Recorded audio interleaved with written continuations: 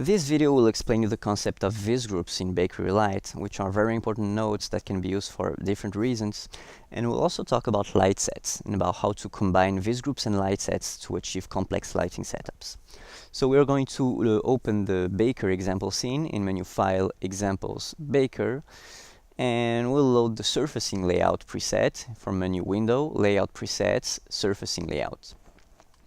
Okay, so a Viz group means a visibility group. It defines a group of geometries that are visible in a given context, and it also allows to assign specific materials to each geometry.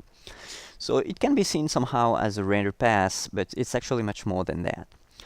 Whenever you render a scene, of course you need to reference a camera, but you also need to reference a Viz group in Relight. It will determine which geometries will be rendered and which materials will be shaded.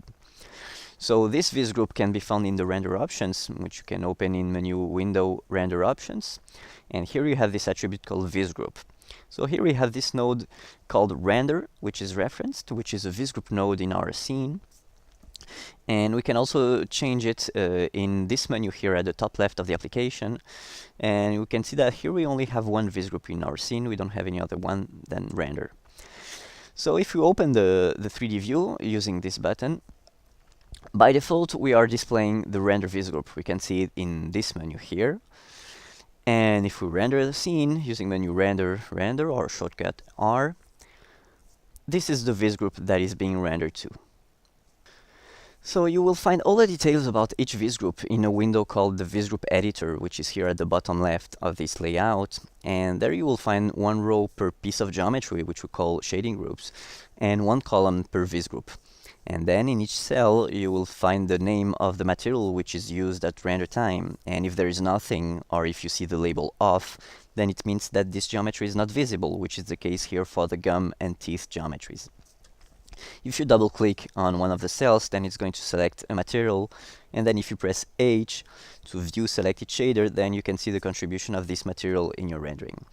Now, if you want to change this, you can right-click on a cell. For example, here in the Apron Geo row, we have the material Apron. If you right-click, then we can see the list of materials available in the scene. And if you choose Off and render again, now we can see that the apron is no longer visible.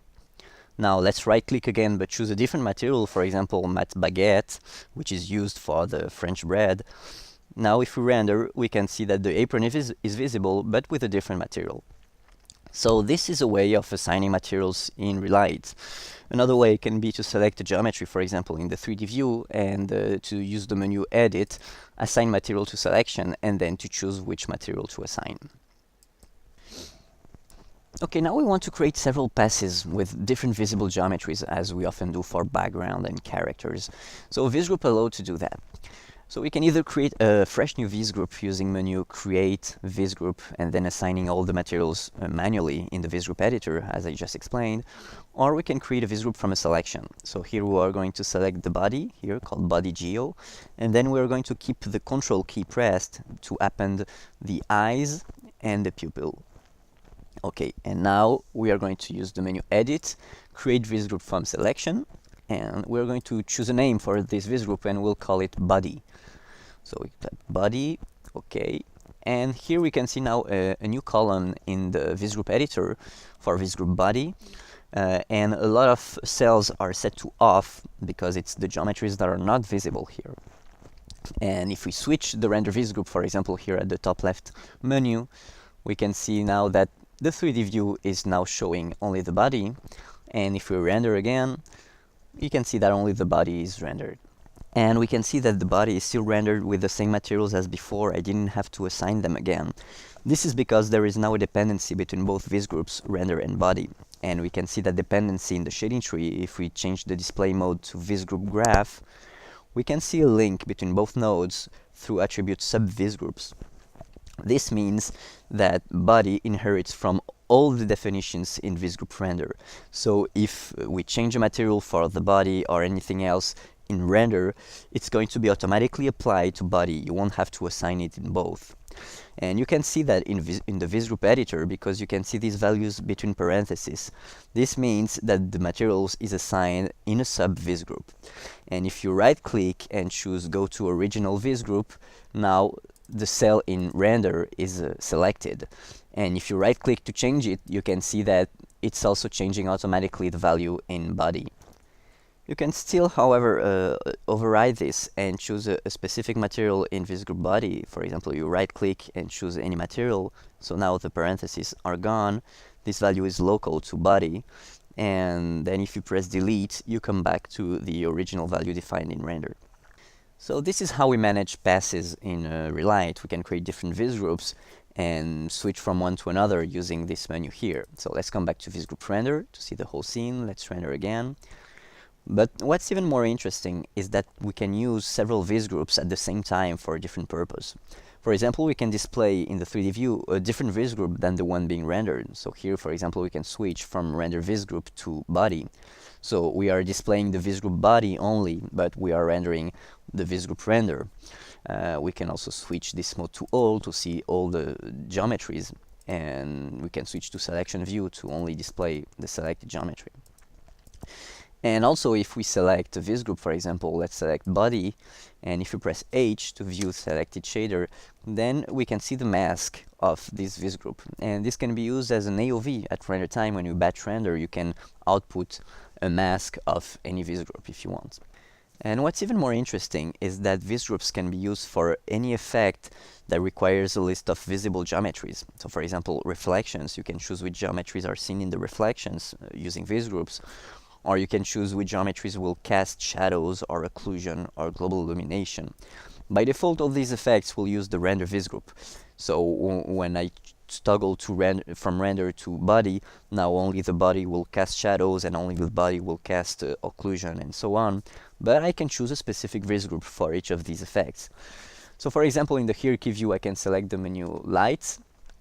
If I expand it, I can see that I have 3 spotlights called key, fill, and rim. And in the attribute editor here, I can edit the 3 together. So if I set the blur radius to 0, and if I change the algorithm to ray trace, now if I render again, I can see sharp shadows.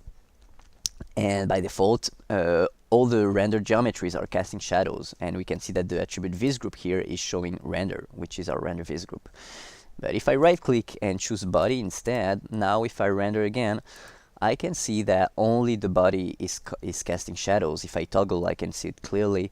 The clothes are no longer casting shadows. And this system is actually much more powerful than usual visibility flags that you can see, like visible in shadows, visible in reflections, visible and so on. Because here you can choose different Vizgroups for different effects. So here I changed the Vizgroup for 3 lights, but I could have one light casting shadows on all the geometries and another one casting shadows only on the body.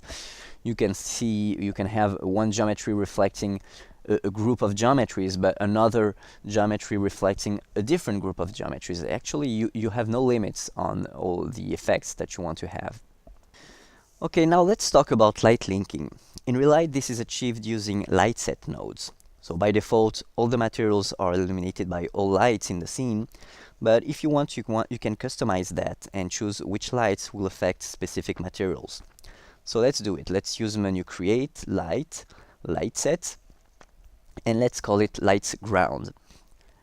Okay, in the attribute editor now we can see 1 row per light in the scene, so we have the 3 lights called Key, Fill, and Rim, and a flag saying if the light is active or not in this light set. So let's enable only light key here by selecting the cell and pressing space.